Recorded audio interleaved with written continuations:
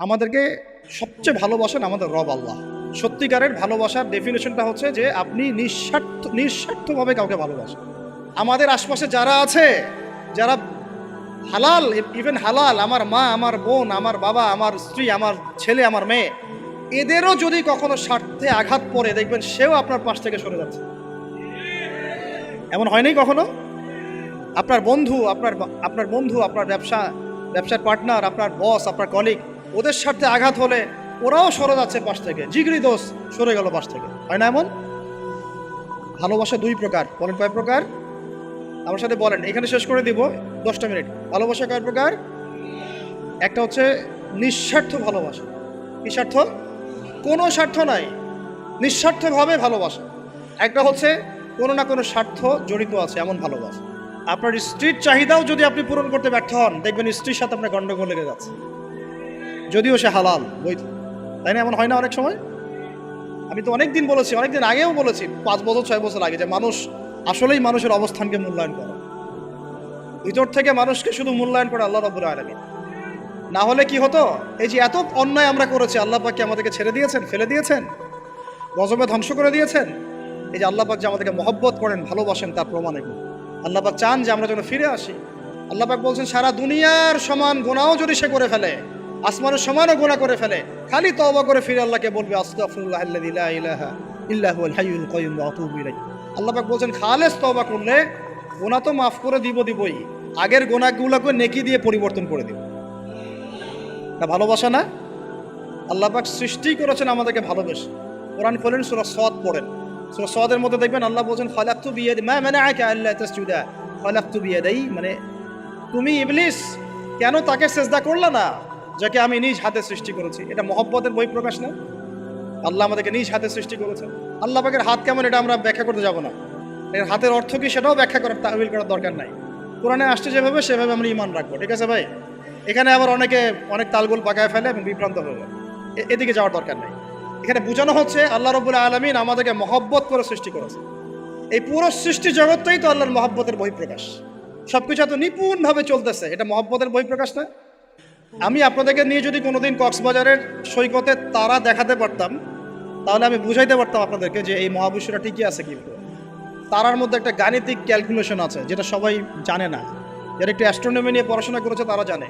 আপনার আপনার মানে মাথার বিবেকই উল্টায় যাবে যে এত সূক্ষ্মভাবে কিভাবে আল্লাহ রাব্বুল আলামিন এই মহাবিশ্ব সৃষ্টি করলেন। এক চুল এদিক ওদিক হলে পুরো বিশ্ব কায়নাত ধ্বংস হয়ে যায়। এটা কি আল্লাহ পাকের মহব্বতের পরিপ্রকাশ না? আল্লাহ পাক তো বরং বলেছেন পুরো সৃষ্টি পরিবারটাই আল্লাহর আল্লাহর পরিবারের অন্তর্ভুক্ত। সুবহানাল্লাহ। এমনকি আল্লাহ পাক আমাদেরকে বলেছেন, তোমরা জমিনবাসীর সবার উপর রহম করো। ইরহামু মান ফিল আরদ ইয়ারহামুকুম মান ফিস সামা। তোমরা সবার উপর রহম করো, দয়া করো। দয়া, রহম, এটা তো মহব্বতের একটা অংশ। তোমরা সবার উপর দয়া করো, রহম করো, মহব্বত করো। এটা কি হবে? তাহলে আল্লাহ পাক আসমানে যিনি আছেন, আল্লাহ পাক তোমাদের উপর রহম করবে ইনশাআল্লাহ। আমরা সেই মহান সত্তার ভালোবাসার থেকে বের হয়ে হারাম এই যৌন ভালোবাসার দিকে যাওয়ার চেষ্টা করেছি। আসলে এটা ভালোবাসা না, যৌনতা, এর দিকে যাওয়ার জন্য এইসব করছি। আল্লাহ পাক আমাদেরকে মাফ করে যেন হেদায়েত দান করে। আল্লাহ পাক কত ভালোবাসেন এটা নিয়ে বলতে গেলে আজকে রাত শেষ হবে। দেখেন, আল্লাহ রাব্বুল আলামিন আদম আলাইহিস সালামকে সৃষ্টি করেছেন, করে সমস্ত নাম শিক্ষা দিয়েছেন। নাম মানে হলো ইলম। নাম মানে কি? ভালো না বাসলে আল্লাহ পাক কাউকে সবচেয়ে সেরা কিছু দান করেন। সূরা ৩ আল্লাহ পাক কি বলেছেন? ওয়াত-তিনি ওয়াজ-যাইতুন, এগুলো শপথ করে, লাকাদ খালাকনাল ইনসানা ফি আহসানি তাকওয়িম। মানুষকে সবচেয়ে শ্রেষ্ঠ কাঠামো আল্লাহ পাক দিয়েছেন, দেন নাই? তো কাউকে যদি মহব্বত না করা হয়, তাকে আপনি সবচেয়ে সেরাটা কি দিতে পারবেন? আল্লাহ পাক আমাদেরকে মহব্বত করেন, ভালোবাসেন, এবং আল্লাহ চান আমরাও যেন তাকে মহব্বত করি, তাকে ভালোবাসি। এবং আমরা যদি কাউকে ভালোবাসি, আল্লাহর জন্য ভালোবাসবো। কাউকে ঘৃণা করি, আল্লাহর জন্য ঘৃণা করব। মহব্বতও আল্লাহর জন্য, ঘৃণাও কার জন্য? আল্লাহর জন্য। আল্লাহ পাক সমস্ত ইলম শিক্ষা দিলেন। এটা কি ভালোবাসার বহিঃপ্রকাশ না? নূহ আলাইহিস সালামের কওম দীর্ঘদিন আল্লাহর কথা শোনে না। আল্লাহ পাক সবর করলেন, ধৈর্য ধরলেন, গজব দিলেন না, শেষ পর্যায়ে গিয়ে আযাব দিয়েছেন। এই যে আল্লাহ পাক সুযোগ দেন, সময় দেন, এটাকে আল্লাহ পাকের ভালোবাসা, দয়া না? এরকম প্রত্যেকটা কওমের ক্ষেত্রে হয়েছে। আমি তো ফিল করলাম এই ভালোবাসা নিয়ে ঘাটাঘাটি করতে গিয়ে, যে আসলে আল্লাহ পাক যে আমাদেরকে সবচেয়ে বেশি মহব্বত করেন, তার সবচেয়ে বড় নিদর্শন কি জানেন? আমাদের কাছে আল্লাহ রাব্বুল আলামিন আল কোরআনের মতো কিতাব নাজিল করেছেন, আর আমাদেরকে আল্লাহ পাক নবী মুহাম্মদ সাল্লাল্লাহু আলাইহি ওয়াসাল্লামের উম্মত বানাইছেন।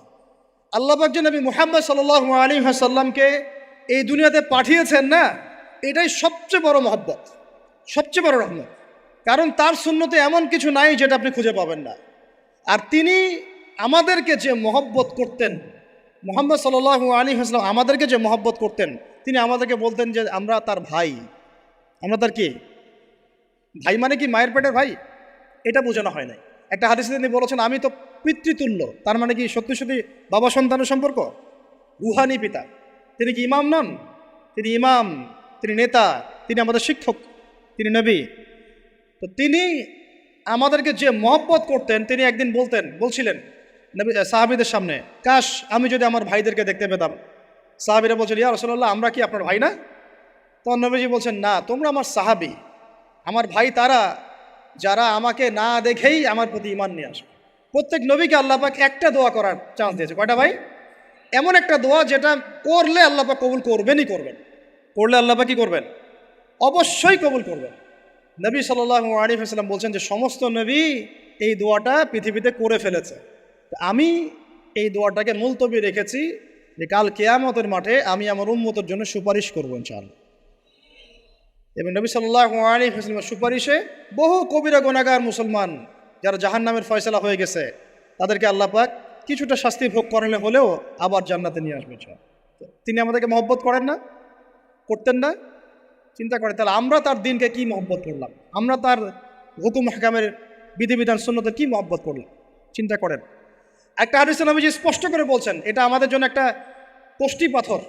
এটা একটা কি কষ্টি পাথর। তিনি বলছেন, লা ইউমিনু আহাদুকুম, তোমাদের মধ্যে কেউ মুমিন হইতে পারবে না। কি হইতে পারবে না? মানে প্রকৃত মুমিন হইতেই পারবে না তোমরা। এ আমার উম্মত, তোমাদের মধ্যে কেউ প্রকৃত মুমিন হইতেই পারবে না যতক্ষণ না হাত্তা আকুনা আহাব্বা ইলাইহি মিন ওয়ালিদিহি ওয়ালাদিহি ওয়ান নাসি আজমাইন, যতক্ষণ না আমি মুহাম্মদ সাল্লাল্লাহু আলাইহি ওয়াসাল্লাম তোমাদের কাছে নিজের কি সন্তান, নিজের বাবা মা এবং সমস্ত মানব জাতির থেকে বেশি প্রিয় না হচ্ছে। আর এটা আবার বলি, নবীজি বলছেন কেউ ততক্ষণ পর্যন্ত প্রকৃত মুমিন হতে পারবে না যতক্ষণ না আমি মুহাম্মদ সাল্লাল্লাহু আলাইহি ওয়াসাল্লাম তার কাছে তার সন্তান, তার পিতা, এমনকি সমস্ত মানব জাতি থেকে বেশি প্রিয় না হচ্ছে। আর আমরা যারা আগামীকালকে এইটার প্রিপারেশন নিয়েছি, আসলে কি আমাদের কাছে নবী প্রিয় বেশি না আমাদের দুনিয়ার স্বার্থ বেশি প্রিয়? যারা এগুলো করবে তাদের কাছে কি সত্যিই নবী প্রিয়? তাহলে তারা করতে পারতো না। যদি নবী আমাদের কাছে সবচেয়ে বেশি প্রিয় না হয়, আমরা মুমিন হতে পারছি না। আর যাদের কাছে নবী প্রিয় তারা কখনো এমন হারাম কাজে যেতে পারবে না।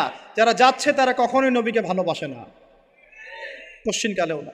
শোনেন, উমর রাদিয়াল্লাহু আনহুর নাম শুনেন নাই? বললে অনেক কথা ভাই, অনেক কথা, কোনটা রেখে কোনটা বলে। উমর রাদিয়াল্লাহু আনহু একদিন এসে বলছেন খলিফাতুল মুসলিমিন, মুসলিমদের তিনি খলিফা। জান্নাতের সুসংবাদপ্রাপ্ত 10 জন সাহাবীর একজন। জান্নাতের সার্টিফিকেট পেয়েছেন পৃথিবীতে কয়জন সাহাবী? একটা হাদিসে একসাথে 10 জন। ওই 10 জনের অন্যতম একজন, যিনি এমন শাসন ব্যবস্থা পৃথিবীতে প্রতিষ্ঠা করেছিলেন যার মতো মিসাল এখন পর্যন্ত পৃথিবীতে আর দেখা যায় নাই। একটা হাদিসে আসছে যে রাস্তা দিয়ে ওমর হাঁটে ওই রাস্তা দিয়ে শয়তান হাঁটে না। কি বুঝলেন? শয়তান যদি দেখে ওই যে ওমর, ও আর ওই যাবেন ওই রাস্তার মধ্যে। এই হচ্ছে ওমর ইবনে খাত্তাব। আমার পরে কোনো নবী নাই। নবীজি বলছেন আমার পরে কোনো নবী নাই, লা নবিয়্যা বা'দি, আমার পরে কোনো নবী নাই। যদি হতো তাহলে ওমর হতো, যদি হতো তাহলে ওমর হতো। অন্য একটা হাদিসে আসছে আমার পরে কোনো নবী নাই, তবে তুমি আমার, এটা অন্য সাহাবী সম্পর্কে, আলী ইবনে আবি তালিব সম্পর্কে, তুমি আমার জীবনে তেমন মূসার জীবনে হারুন ছিল যেমন। এটা হচ্ছে আলী ইবনে আবি তালিব। তো এখানে কথা হচ্ছে উমর রাদিয়াল্লাহু আনহুর মতো মানুষ নবীর কাছে এসে বলছেন সাল্লাল্লাহু আলাইহি ওয়াসাল্লাম, ইয়া রাসূলুল্লাহ ওয়াল্লাহি লা উহিব্বুক, আল্লাহর কসম করে বলছি আমি আপনাকে অনেক মহব্বত করি, ইল্লা মিন নাফসি, আমার নফসের চেয়ে বেশি না।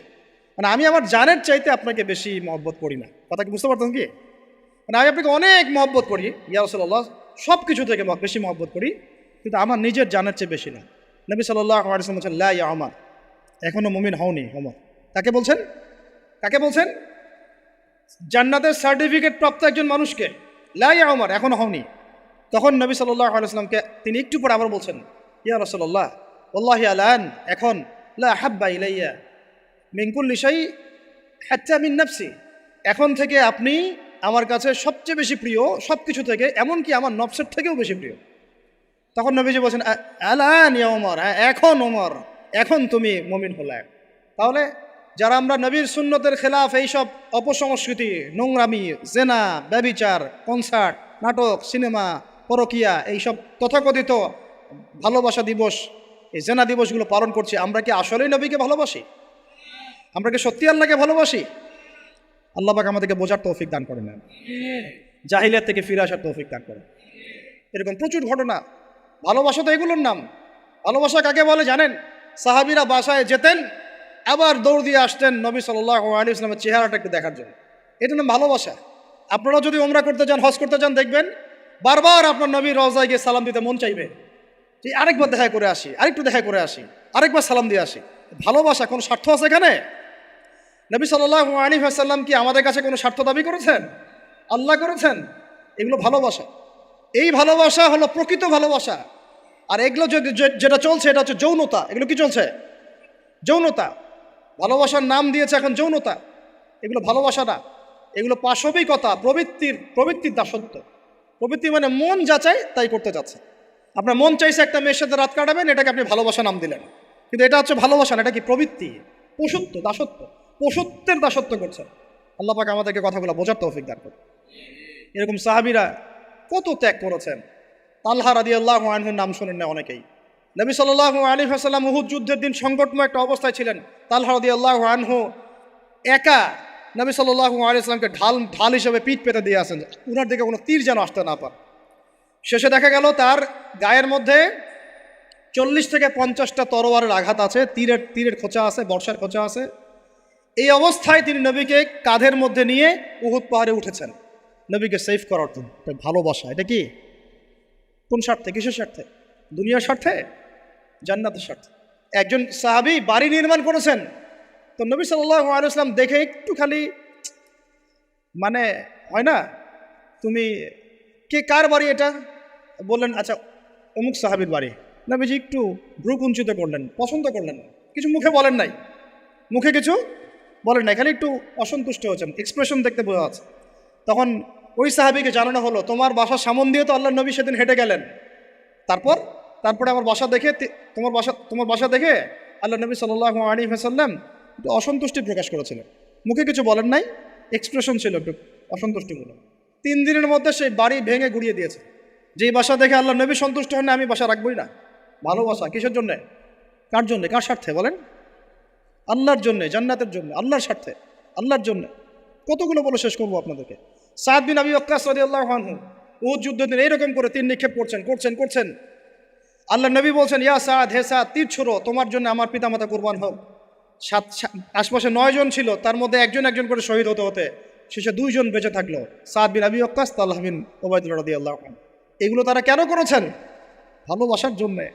ভালোবাসা এগুলোর নাম। কতগুলো বললে শেষ করবো আপনাদেরকে বলেন। নবী সাল্লাল্লাহু আলাইহি ওয়াসাল্লামের কাছে একজন সাহাবী আসেন ইসলাম কবুল করতে এসে হাতের মধ্যে কিছু বালা, আংটি থাকে না, এগুলো ছিল, এগুলো খুলে ফেলে দিয়েছেন নবী সাল্লাল্লাহু আলাইহি ওয়াসাল্লাম, খুলে ফেলে দিয়েছেন। তো একটা খুব দামি সোনার আংটি ছিল, ফেলে দেওয়ার পরে অনেকে বলছে, তুমি তো এখন মুসলিম হয়েছো, ইসলাম কবুল করেছো, তো আচ্ছা ঠিক আছে, ওইটা না হয় নবীজি পড়তে নিষেধ করেছেন, তুমি ওইটা নিয়ে বিক্রি করে দাও, বিক্রি করে না হয় ওই টাকা দিয়ে অন্য কিছু করো। তিনি বলছেন, কখনো না, আমার হাত থেকে আল্লাহ নবী খুলে একটা জিনিস ফেলে দিয়েছেন, আমি সেটা আবার নিতে যাবো? কিসের জন্য এগুলা? এটা ভালোবাসা, মুহাব্বত। আল্লাহ পাক এটাই কোরআনে বলছেন, কুল, হে নবী আপনি বলে দিন, ইন কুনতুম তুহিব্বুন আল্লাহ, তোমরা যদি আল্লাহকে মহব্বত করেই থাকো, আল্লাহকে সত্যিকার অর্থে ভালোবেসেই থাকো, ভালোবাসার দাবি করেই থাকো, ফাত্তাবিউনি, তাহলে নবীর আনুগত্য করো, ইউহিব্বুকুমুল্লাহ, তখন আল্লাহ তোমাদেরকে ভালোবাসবে, ওয়া ইয়াগফির লাকুম যুনুবাকুম, তোমাদের সব গুনাহ আল্লাহ মাফ করে দিবেন, আল্লাহু গফুরুর রহিম। এই হলো ভালোবাসা। ভালোবাসা মানে কি? ভালোবাসা মানে হচ্ছে আস-সামউ ওয়াত তাআ, আমি নবী এবং আল্লাহ এবং তার রাসূলের কথা শুনবো এবং আনুগত্য করব, শুনবো, এবং এর নাম ভালোবাসা। শুনবো, আনুগত্য করবো, তাহলে আমরা কি শুনবো, কি আনুগত্য করব? আমাদেরকে প্রথমে কোরআন পড়তে হবে, কোরআনের অনুবাদ জানতে হবে, কোরআন অনুযায়ী জীবন করতে হবে, 5 ওয়াক্ত নামাজ পড়বো ইনশাল্লাহ, হালাল খাবো, যাকাত দিব, রমজানের সম রাখবো, নবীর সুন্নাহ অনুযায়ী জীবনযাপন করব, এবং সুন্নাহ বিরোধী, কোরআন বিরোধী, ইসলাম বিরোধী কোনো কাজে আমি লিপ্ত হব না। এই তো ভালোবাসা। এই ভালোবাসা যদি বহিঃপ্রকাশ ঘটাতে আমরা ব্যর্থ হই, নিজেও ধ্বংস হব, পরিবারও ধ্বংস হবে, আমাদের পরের প্রজন্ম ধ্বংস হবে, সমাজও ধ্বংস হয়ে যাবে।